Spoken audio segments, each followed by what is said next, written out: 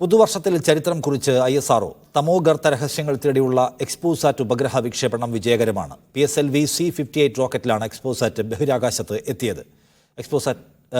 പുതുവർഷത്തിലെ വിജയകരമായ തുടക്കം ISROയ്ക്ക് കരുത്തു പകരുന്നുവെന്ന് ചെയർമാൻ S. സോമനാഥ് പറഞ്ഞു.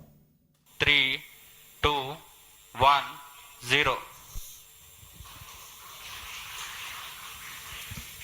Lift off normal. PSLV C-58 carrying India's X-ray polarimetric satellite towards its destination. തമോഗർത്തങ്ങൾ, ന്യൂട്രോൺ സ്റ്റാറുകൾ, സൂപ്പർനോവകൾ. പ്രപഞ്ചത്തിലെ രഹസ്യങ്ങൾ തേടിയുള്ള ISROയുടെ പുതിയ ദൗത്യം എക്സ്പോസാറ്റ് വിക്ഷേപണം സമ്പൂർണ്ണ വിജയകരം.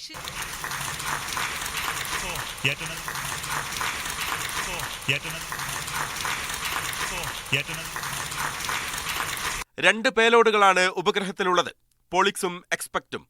ഭൗമാന്തരീക്ഷത്തിന് പുറത്തെ കാന്തിക മണ്ഡലത്തിൽ പ്രവഹിക്കുന്ന ഊർജ്ജങ്ങളെക്കുറിച്ചുള്ള പഠനവും അതിന്റെ സ്രോതസ്സുകൾ തേടുകയുമാണ് പ്രഥമ ലക്ഷ്യം. 5 വർഷക്കാലമാണ് എക്സ്പോസാറ്റ് പഠനങ്ങൾ നടത്തുക.